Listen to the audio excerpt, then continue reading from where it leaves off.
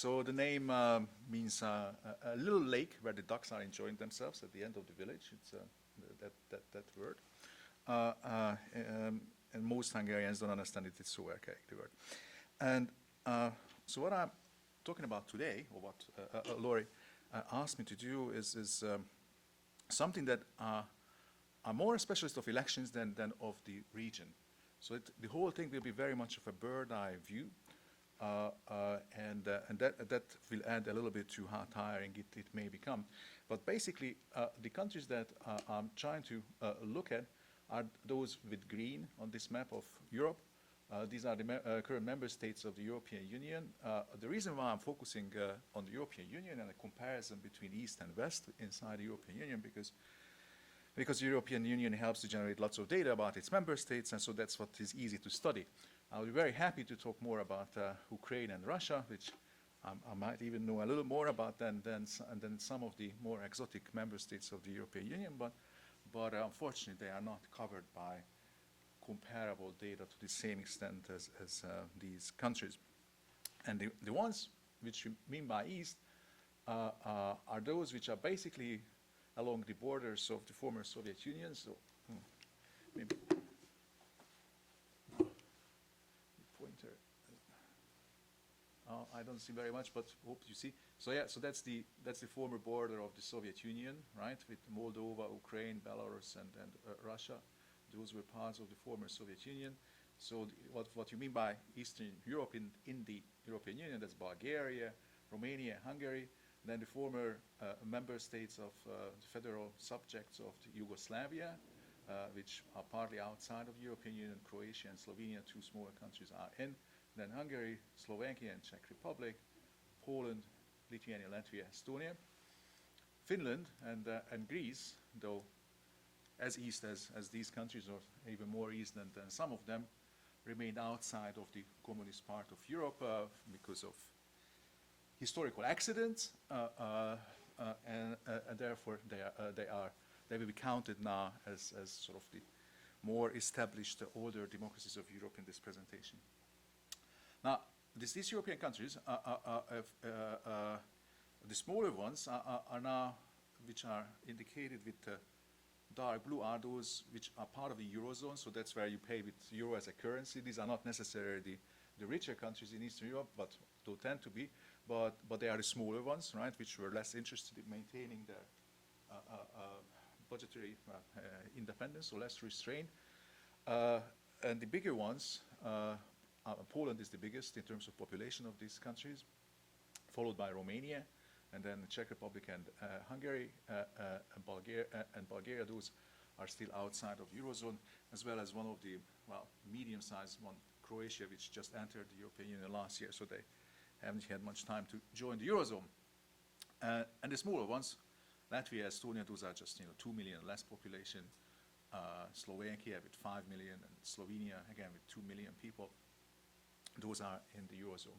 These countries tend to be the faster growing economies in the European Union, but they are still very far in terms of socio-economic development, far even from Greece, so they are not even at the Greek level of affluence, but only the very most affluent ones among them are the level of Greece, and of course they had 40 years of experience with communist, a one-party system, totalitarian dictatorship, which was lighter and more sort of relaxed in some of these countries than in others, but it was not a terroristic bloodbath all the time, but it certainly didn't allow the development of political identities and democratic culture in these countries to the extent that that was possible in other current member states of the European Union, at least from the 1970s on, when Spain, Portugal, and Greece became democratic.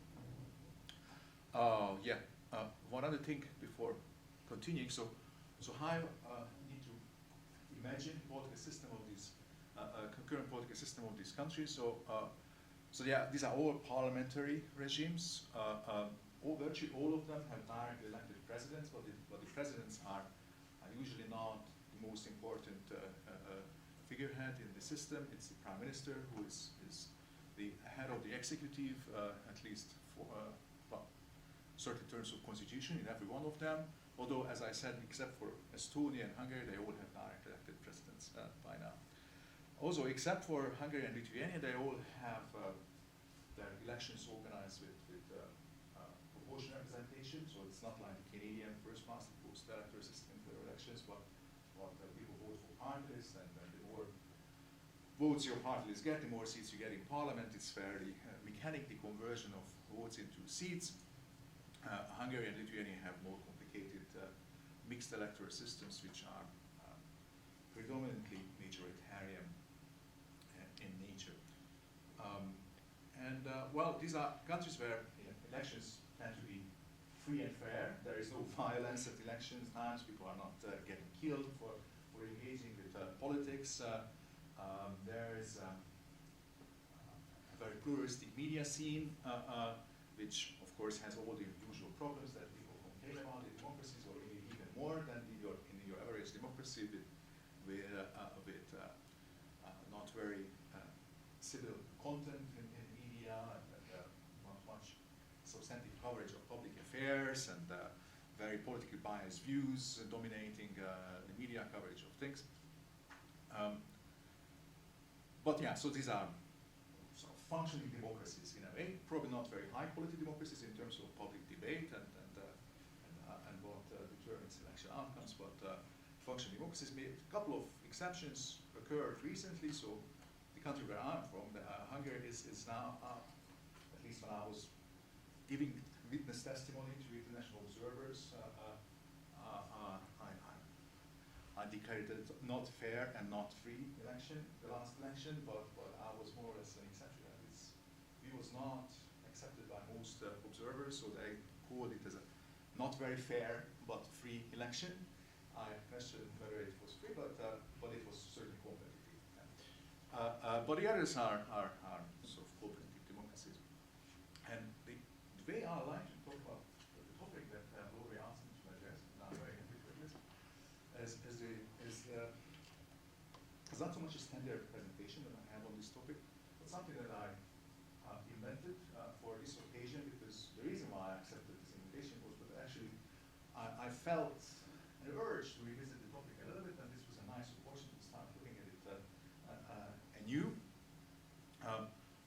I was sort of finishing university at the end of the 1980s when this region experienced a democratic transition, and I was a sociology student doing lots of quantitative survey-based analysis, interested in sociology of education, but I just got a job in a small research institute, which was kind of independent, and also the sociological data bank of that country in September 1989. And somehow, because no one knew anything about elections and voting in that country, but there were opportunities to look into polls and do quantitative analysis there, I ended up as one of the first people who were doing these kind of things in that country and in the region. So I ended up writing my master thesis finally about voting behavior, or in trying to compare what I see in East European survey data with whatever other survey data I could find. And then of course, as you can imagine, I'm also a citizen of that country. I had my political sympathies, and the party that I felt most sympathetic towards also was looking for intelligence on how they should campaign and so forth. So I was had a real opportunity to see elections through the eyes of the practitioners who are asking you questions about, okay, so what shall we do to win, and this kind of thing. So I had to start reading the literature on voting and elections with this dual eye, partly as the fascination of a scholar who wants to understand what is going on here, and the curtain goes up. What are the needs and desires that people want to express in the vote? What determines that? What sense they make of elections and choices that they are facing? What determines their choices?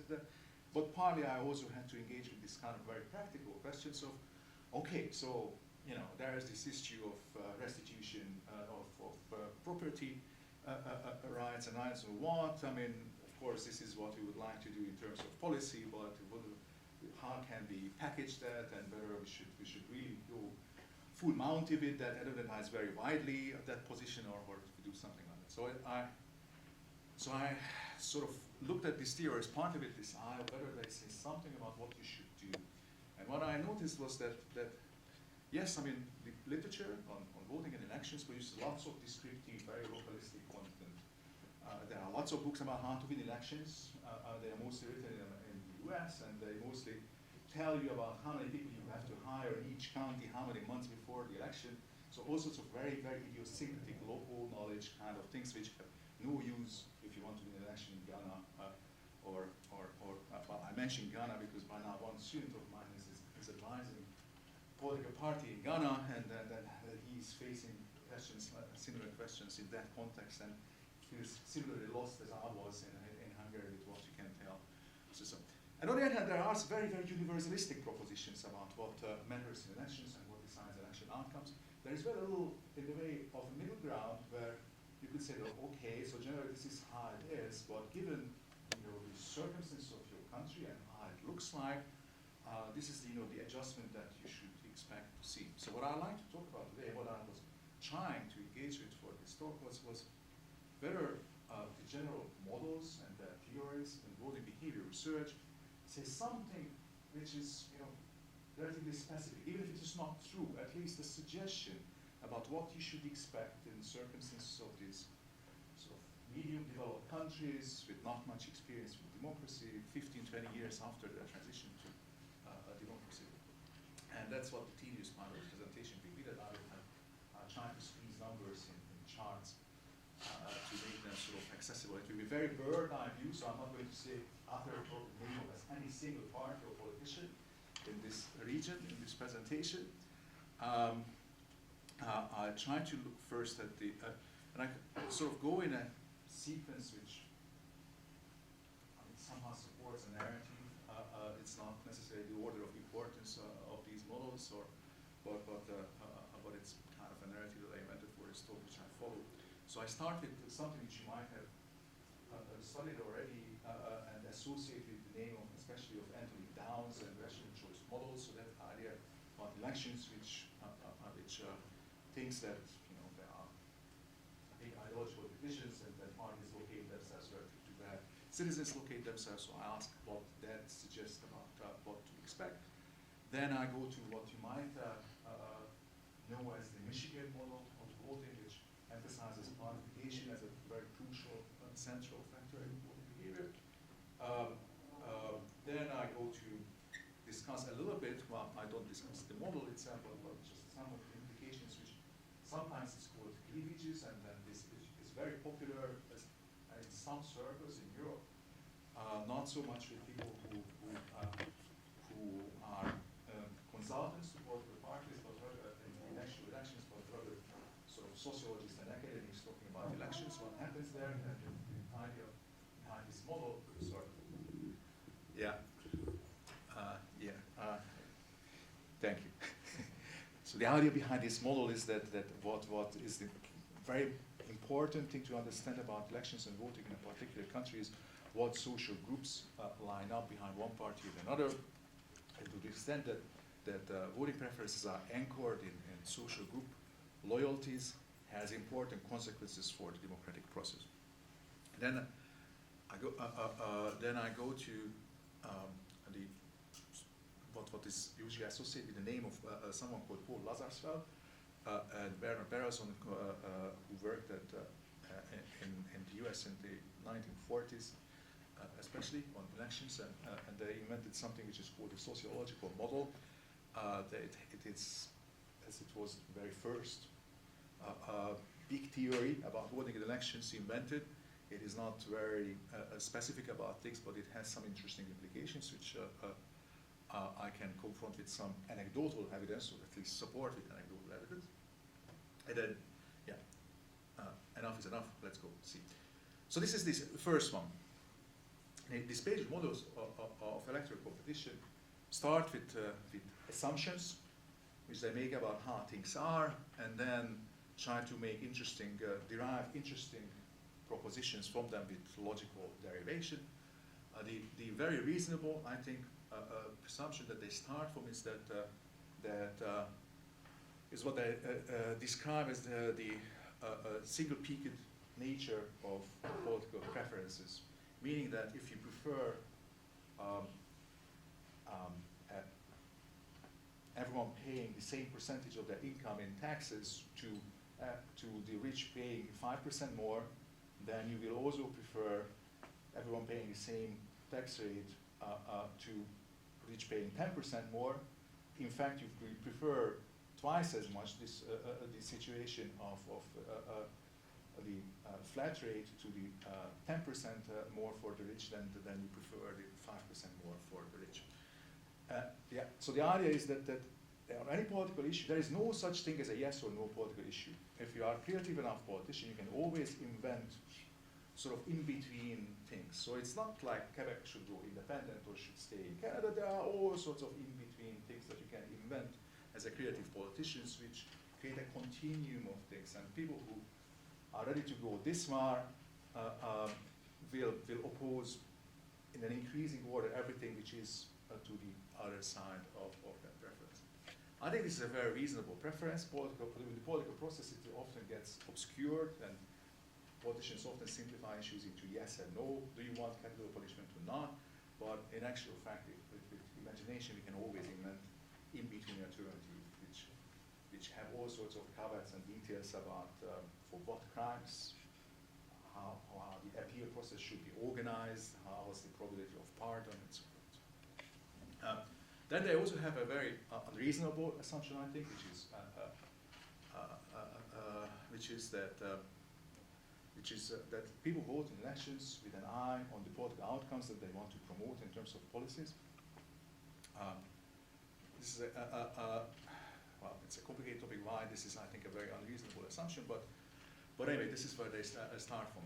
And the prediction then is, which very basic prediction is that if the citizens have some policy preferences, no matter how vague they are, then politicians are better placed in winning elections if they locate close to lots of citizens who don't have other party options on the ballot than them. And if you have more than 2 parties, 3, 4, 5, 6, 7, then these parties will spread out a little more widely in ideological policy spaces than if there is a limited number of parties or if there are fewer dimensions of competition. Right, there are a couple of caveats that which these models allow for politicians actually deviating in their policies from what citizens prefer. But I will not mention those. The essential idea here is that somehow what you have to promise is what is in the head of the voters, and that's how it will be popular. Now, one proposition of this theory is that the more parties you have, the more polarized they will be, except if there are multiple dimensions of competitions. This is a little map of political party systems in Europe around 2003. On the vertical axis, you see the number of parties, how many parties are competing with each other, relevant parties competing with each other in different countries. And on the horizontal, you see how far parties are from each other in terms of their general left-right location. And what you can't see because it's too small are the names of the countries, and that well, the outliers are partly from which don't fit the generic pattern that the more parties, the more ideologically polarized they are. Yeah, that would be the general pattern. Those are partly Belgium and partly Bosnia and Herzegovina, because these two countries, because of their linguistic issues and multiple divisions, have sort of more complex party systems where the large number of parties there are is partly from the fact that there are several separate French-speaking parties and separate Dutch-speaking parties, and people choose them on the basis of language preference rather than on the basis of other policy differences between them. So that the left-right distances are not as big between Belgian parties as you might think, just on the basis of the number of parties, because of this cross-cutting dimension. And the same is the case in Bosnia and Herzegovina. The rest of the European countries, both West and East, line up very much. So in this sense, the model works. if you have more parties, probably you have to try spreading out more widely, and you should feel free more widely. Now, the other thing that the other two pieces of evidence that one can look at is, and I try to compare a little bit and make me a little more skeptical about how much value there is in these spatial models when you want to give advice to the politician in Ghana about how to win the next election, come from two sources of data. One looks at citizens' attitudes on various policy-relevant issues and then examines how Eastern European public opinion differs from West European public opinion, because these countries are poorer and they have these communist legacies. Of course, you might expect also differences between them. And if the Dowsian spatial models are right, then of course you would expect that politicians and parties from those countries will somehow reflect these differences of local public opinion. And I think that they don't generally do that. Only very exceptionally there is such correspondence, and therefore the politician in Ghana can do whatever his or her instincts suggest him to do. I think he can, or less likely she can, package whatever policies seem most advisable or commendable in different ways and get away in elections. So what are the differences between East-West opinions that I could think about? Is that, okay, there are differences which come from lesser economic development, but apart from that, one big difference that should differentiate East from West is the 40 years of communism. Communist regimes, of course, promoted with multiple means all sorts of social changes and particular ideology as well. So they were trying to suppress the influence of churches. They were not letting religious education in public schools and so forth and so forth. So you would, they were promoting industrialization at the expense of anything else. So you would expect some attitude change. Maybe they indoctrinated the population with sort of anti-capitalist attitudes, pro-socialist attitudes, probably with more support for gender equality and less for religion and environment. And the second thing that might have happened, I think, under communism, and actually there will be, in the data there is a lot more support for the second proposition than for the first, is that because these communist systems didn't allow a free public debate on anything, from the latest latest outfit of Beyonce could not be so freely discussed there as 30 years ago than it is today. So on all sorts of social issues, probably the views of the public got a little bit fossilized, because there was no continuous updating of what we should think about things like gay marriage, for instance, and so forth. So I would expect that because of this fossilization of public opinion and the suppression of public debate about all sorts of issues, not just very political ones, but also social issues, they would have more traditional values, moral values. And the third thing is that, because these communist systems fell, because they became eventually unpopular in most of these countries for a variety of reasons, therefore all sorts of things that they were associated with became unpopular, and then sort of public opinion demanded a change in an opposite direction, especially on environment and on market economy. So you might expect that just exactly because of a backlash against communism, at least in the early 1990s, these countries were sort of more right-wing in terms of public opinion and economics than Western Europe. Now, it's a bit difficult to analyze these issues because, of course, communism correlates with all sorts of other things. So here the bars, the height of the bars show how supportive public at large is of socialist economies around 2000 in different countries. Each bar is a separate European country. The ones in red are the West European countries, and the ones in green are the East European countries.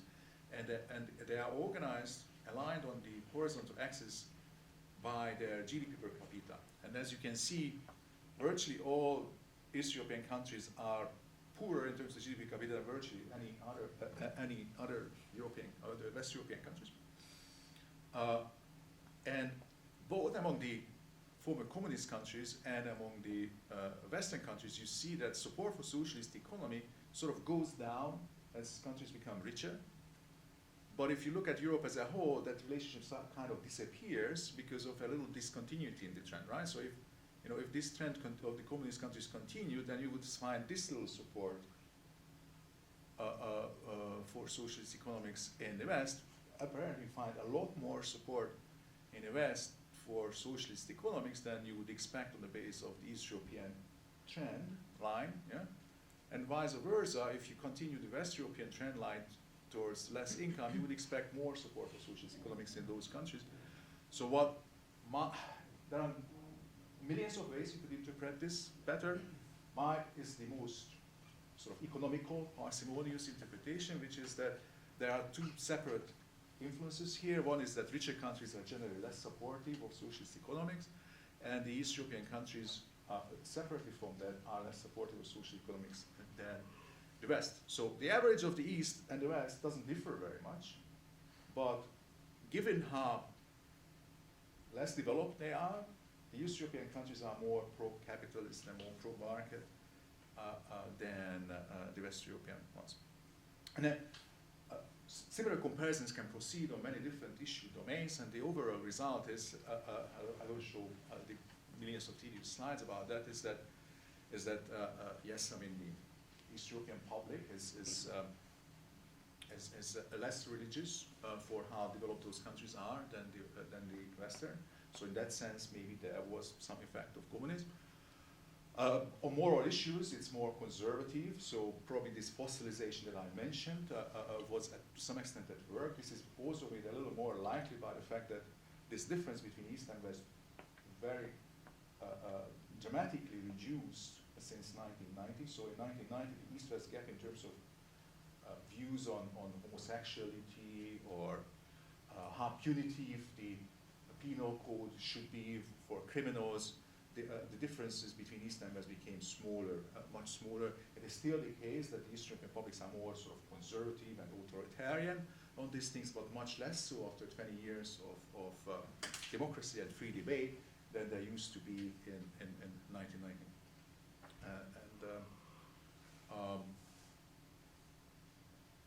Yeah, and then the average, on the average, there is not much difference on the environment and the economics between the East and West, and as you could see, that is part of the result of this strange relationship between affluence and things. Okay, this is less important. What is interesting, and I want to move to quickly, is whether these sort of attitude differences between East and West get then expressed in what kind of representatives people elect, right? So, given that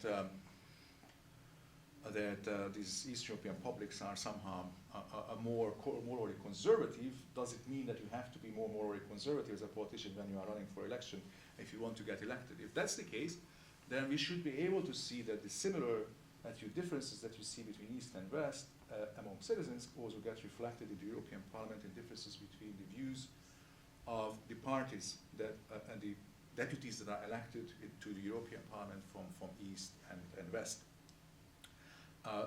So these are the kind of questions that a number of experts, hundreds of experts of parties were asked in a survey which I used for this purpose. And then there were millions of issues that they were asked to locate the different parties on. I calculate for each deputy what is the position of his or her national party on issues, then aggregate those people into a picture like this. So this is a distribution based on the 700-something members of the European Parliament from the different countries. Each deputy contributes one observation to this trend, and the more deputies you find, this is the left-right scale that we just saw, so this one, yeah, so from 0 to 10, and this is the distribution of the response. It's a little bit smoothened out so that it's not so ugly.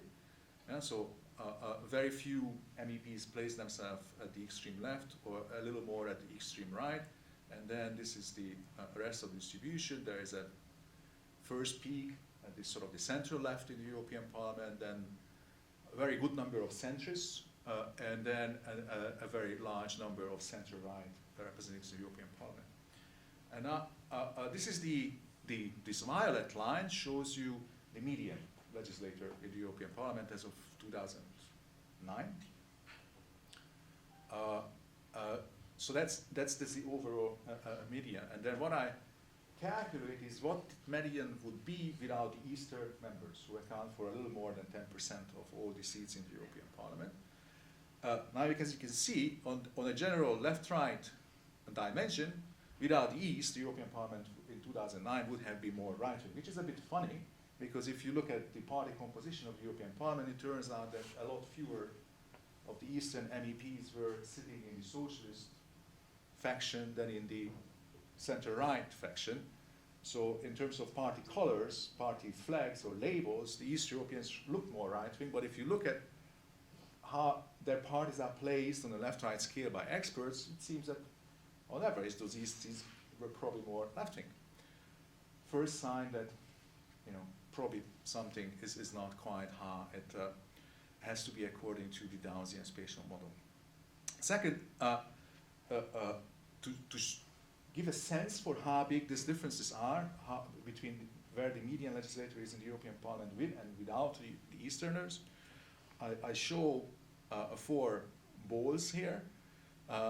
If you are familiar with colors in European politics, well, that violet one should be really pink, and on my computer it looks pink. That's the socialist group in the European Parliament. The green ball is the green group, which are fewer, so that's the smaller ball. The yellow are the liberals, and the blue are the center-right European People's Party members. So you know, without the East, the European Parliament would move really much closer to the European People's Party, where most of the Easterners are sitting. That's a bit funny, but that's how it is. Now, okay, now more interesting is on what happens to specific issues. On economics, things work as the Dowsian model would expect. Without East, the European Parliament would be exactly where it is without Easterners. Why? Because on average, the Eastern European public opinion is as much in favor of capitalism as the Western, right? They are poorer, therefore they are more sort of socialist, but they are coming from communists, so they are more for capitalism. On average, these two things cancel out. So the Easterners make absolutely no difference in terms of the overall pro-capitalist, pro-socialist distribution in the European Parliament, and this is how it should be in terms of public opinion. But then you move to other questions, for instance, European integration, where the Easties are a little more in favor, and yet the presence of the MEPs make no difference. You go to, yeah, this is again a European integration, fine. Let's jump a little further. Social liberalism. That's another one where the spatial model doesn't work. Because as you can see, this is a sort of social liberalism, and people were asked, these expert academics who study parties were asked where parties are on a sort of libertarian, post-materialist, traditional authoritarian dimension in terms of public opinion. The Easterners are certainly to the left, that is to the, sorry, to the right, to the traditional authoritarian side, and yet their MEPs are apparently moving the distribution in the European Parliament in the opposite direction. So in spite of the fact that, you know, their public opinion is sort of more traditional authoritarian than the Western opinion, it seems that the parties that they spend to the European Parliament on average, in spite of them sitting in the conservative caucus, aren't. And it goes on like this, contradiction after contradiction, loads of different issue dimensions. So my conclusion is that the aspiring politician in Ghana should probably not read Anthony Downs.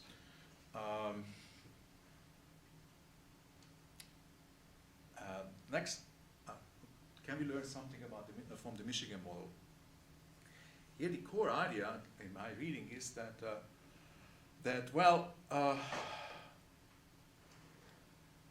party preferences are not a matter of reason, cool calculus of policies, and distance is partly because citizens have only very, very vague ideas about what policies they themselves prefer, and they have even vaguer ideas about what the parties stand for.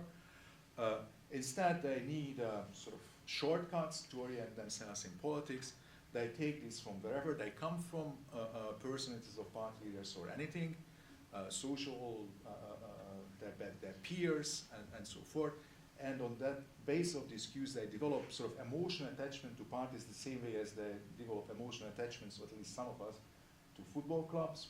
And it doesn't matter how bad your football team are playing, you will still support them, right? And you will still be ready to argue at length in the bar why that is superior in spite of all appearance to all the other football clubs in the world. And that's how people deal with politics as well. Your preference for, well, I very much hope that you prefer Arsenal Football Club rather than all the competition to Arsenal Football Club. So you have the right preference for Arsenal Football Club, then everything that you think about the world will be eventually adjusted to this.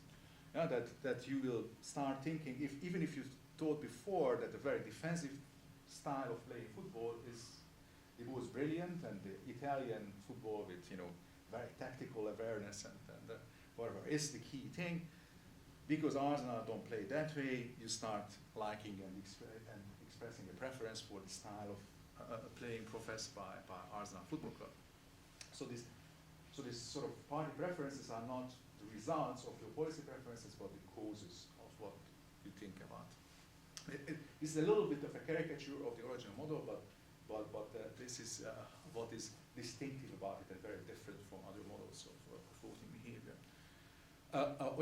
And then what it suggests is that this sort of emotional attachments to parties that became part of your ego are giving meaning to our political life. They are giving meaning to our citizenship, to our vote. They allow us to relate to the political system. They allow us to relate to very distant, remote political issues from the Iraq war to whatnot. So they are sort of vehicles of good citizenship. They are very important for connecting people to the political process. They are very important for stabilizing the political party system and citizens' attachments to the democratic system. So it's actually a good thing that people are so rabidly dogmatic supporters of parties, if you like.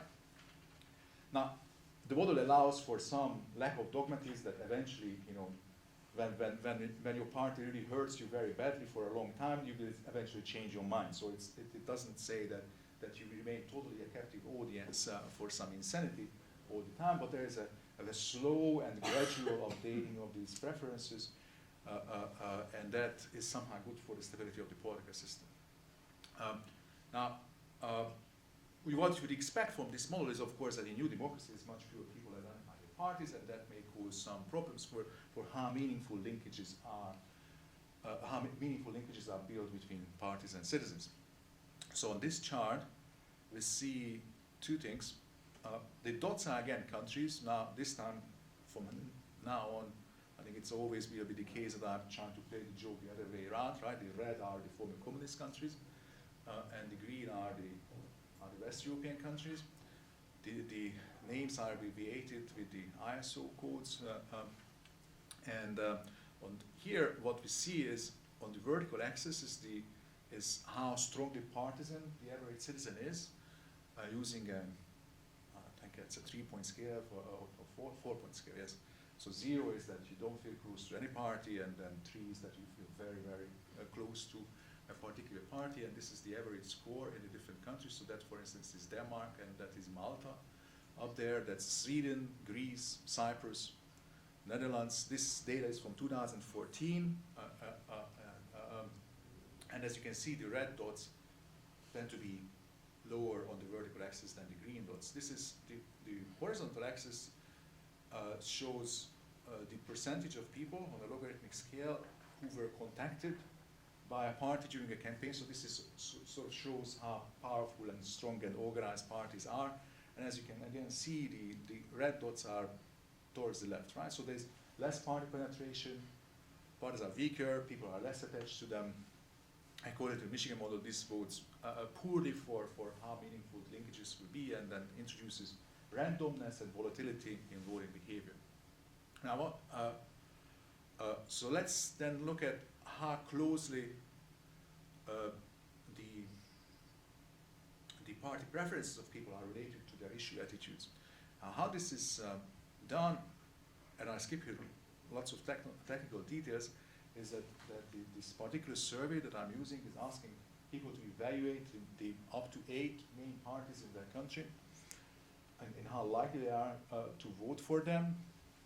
And then I weight these 8 countries by their size, how many supporters they have, to derive an overestimate of how much a certain bunch of issue attitudes, from immigration to socialist economics and taxes and how severe punishment there should be for criminals and how much priority environmental protection should receive and so forth, influence these preferences. On the horizontal axis, you see whether the fact that people feel attached to the sort of average part in their country is related to their issue attitudes in some predictable way. And on the vertical axis, you see whether the supporters of the different parties are different in terms of their issue attitudes. So the higher a country is, the more policy content there is to party preferences in that country. And the further a country is to the right, the more it is the case that people of certain views are not equally well represented by the party system than people of some other views. Yeah? So, normatively speaking, it's probably bad to be as far there as the Netherlands is, because it means that some segments of popular opinion are less represented by the parties, given their sizes in parliament as they are in public opinion. And normatively speaking, most people would say it's good to be up there, because that means that the party system is sort of representative of the views in society. So there are different views represented by the different parties, rather than all talking with the same voice or with some totally unpredictable voice. And what you see is that, well, the Eastern party systems are not very different from the Western ones on the horizontal axis. That is, this sort of representation deficits are as likely there as in the West, but they are very different from the West in terms of where they are on the vertical axis. There is a much less policy content, and I would say that this is exactly consistent with the Michigan model rather than its competitors. Its competitors would probably mostly say that if people don't identify very much with parties, then they are very reasoned and they look at the issues and vote on that basis. While the Michigan model would say that they vote on base of issues as long as they have relatively strong emotionally driven attachments to parties. But that view seems to be, the second view seems to be better confirmed by this chart.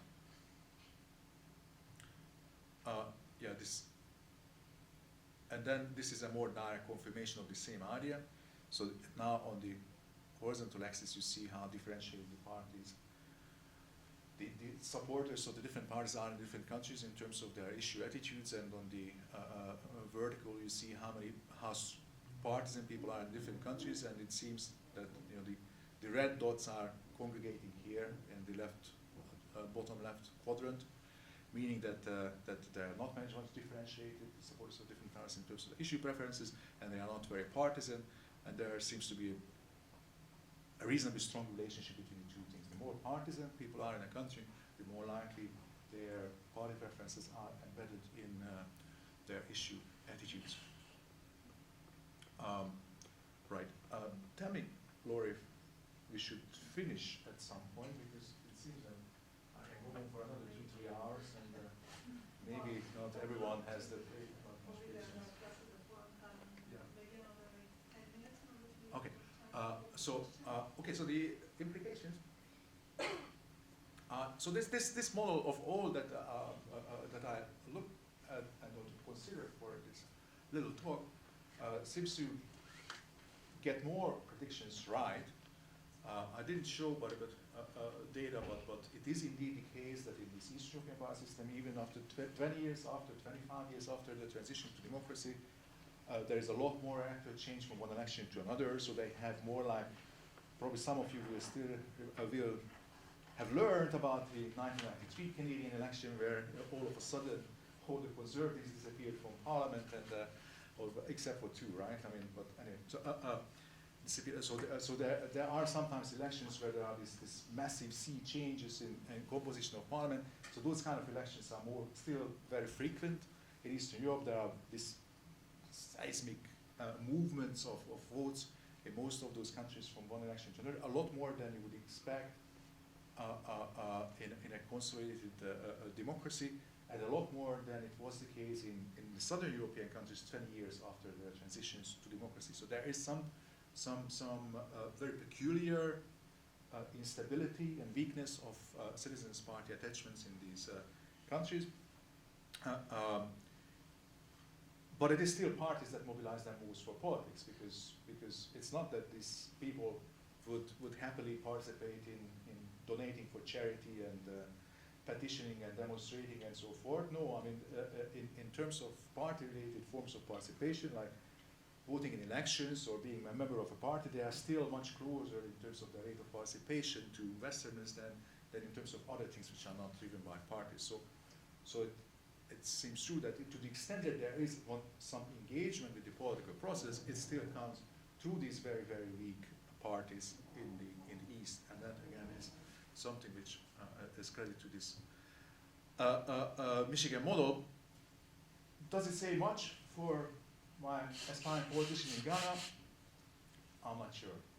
All what it says is that, you know, expect chaos and havoc, right? That's not a very helpful proposition to make. It still doesn't tell us what issues to run on and then how to package what we do. And so the clivages model. The clivages model, in contrast to the Downsian, says that people's preferences on issues are not probably single-peaked, but they are not very smooth. They basically see black and white. Yeah, or at most black and white and red. So there are very distinct opportunities that they see in different policy dimensions. Partly because what really drives citizens' policy preferences are group identities. And you are either a French speaker in Belgium or a Flemish speaker in Belgium, and there you cannot be a Belgian. Yeah?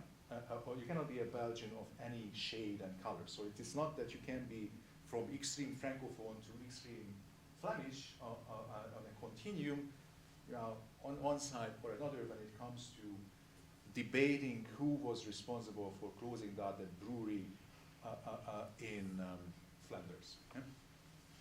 And why should there be government subsidies for the brewery so that it doesn't close down. So this is the philosophy of the cleavages model, and it expects that the divisions based on social class will be very universal. Those are related to issues that come up on the agendas of governments in any country, you know, through distribution, taxes, regulation of corporations, and so forth. So that kind of division you will find everywhere, and only in peculiar circumstances, depending on the ethnic and religious makeup of your country and what traditions of probably violent, but anyway sustained conflict between these ethno-religious groups and regions the country had, will there be alternatives to class as the main division? So what this one looks at is whether by and large social characteristics of the citizens have a big impact on which parties they prefer. Again, on the horizontal axis, we see whether there is a bias in the party system, that is whether people of certain social characteristics are less likely to like the average party in their country than some others, which would not be a good news for representation. And on the vertical axis, we see whether the different parties have a different bunch of people behind them in terms of social characteristics. The social characteristics that it looks at are many, from sex and age to ethnic and religious group membership, where that is relevant in a country, or there are sizable minorities in a country. Then there are religiosity is another factor which is incorporated here in the analysis. How often people go to church. This is very often a very good proxy for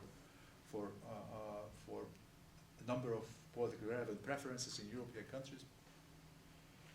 Then there is whether you live in an urban or rural area, which is another supposedly important social division.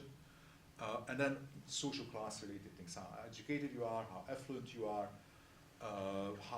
whether you think of yourself as working class or middle class or upper class, and how you see yourself in the social hierarchy, up or down.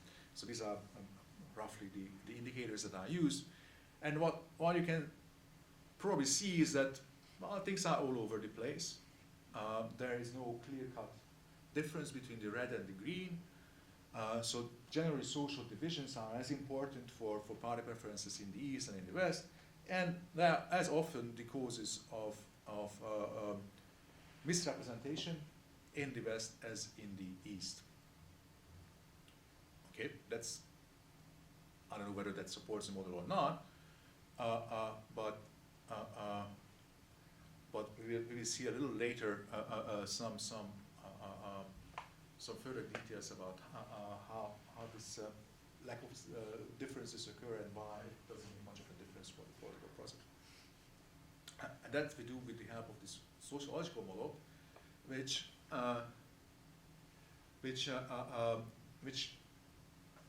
here the key idea is that what people do in politics depends on what people around them are doing in politics. They are looking for advice in particular from people who are more or less like them, just know a little more about politics. So for instance, if I happen to have a partner who is more engaged with politics than I am, then I probably will listen to her advice about what to do in an election, because well, we have been together for almost 20 years, so we have the same, and as a result of, as a cause of that, we think similarly about many things, right? That's why we are together.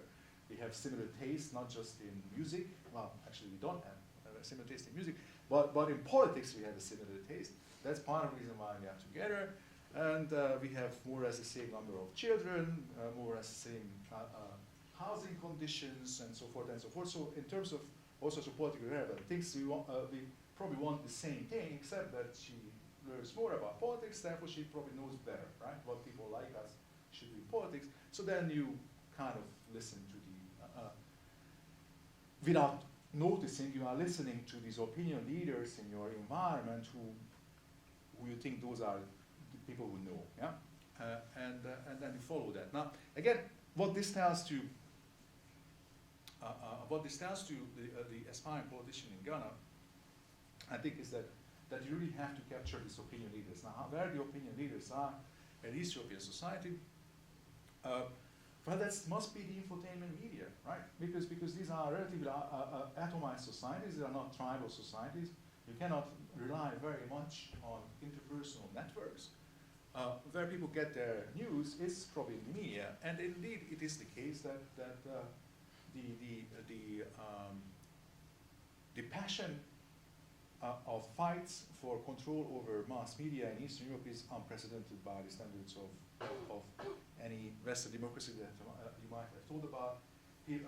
Rich people are prepared to spend insane amounts of money in buying and running loss-making media enterprises just because they desire to seek political influence, because they try to provide favorable coverage, or they either sell favorable coverage to parties who can then reward them with government contracts in exchange, or because they, I don't know, they have a preference for a party and then they want to support that party with the media.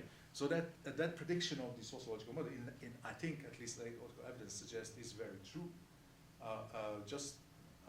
The intuition of politicians and then all sorts of other actors is that you have to control the information channels of citizens in a situation where citizens are unattached to parties, and there is a lot to work for. However, there is a difference between the north of Eastern Europe and the south of Eastern Europe, in that in the north the parties are weaker, they are less likely to capture the state, they are less likely to have a monopolistic access to privatization goods, they are more likely to check and balance each other, they have less penetration of local governments, The parties themselves are more volatile. They come and go from one election to another. While for whatever reason, in the south of Eastern Europe, there are far more stable parties which nicely colonize the state and are particularly effective in creating considerable media influence. And so that way, probably can explain for the actually stronger loyalty to parties in the south of Eastern Europe than in the north and so forth. But that's not necessarily very good for democracy. Now, so is this social differentiation of the constituencies that we saw before with the cleavage model is conducive to more meaningful linkages as the model would hold? The evidence doesn't support that view. I mean, the social differentiation of constituencies as big in the East as in the West, but these policy-based linkages are much weaker in the East than in the West. So probably this model then comes to shove, doesn't get us very far. Okay, I summarize a few more just very quickly. So what these next ones are doing is that they look at what aspects of social divisions are particularly closely related to vote choice or party preference in Eastern Europe and Western Europe.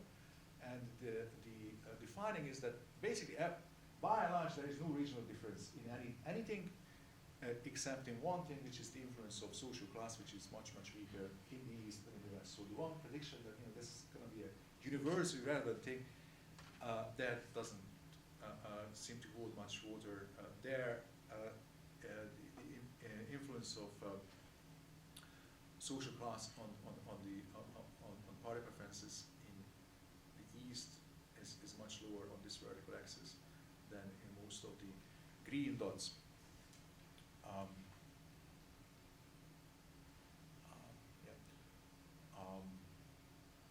Okay, the last thing that I wanted to look at was this model, which is not a very informative model. It just says that whatever thing you tell to voters and how so voters will base their choice on whatever you differ from your competitors. The more you highlight this difference, the bigger influence that will have on vote choices. Now, this is not a very useful proposition, but at least you can examine it whether it holds some water. And the bad news is that it doesn't hold much water. It's because that if it was true, then presumably different countries, different issues would matter, and that's not the case. It's the same countries where economic performance evaluations are closely related to the vote as those where whether you think yourself as left-wing or right-wing matters for the vote.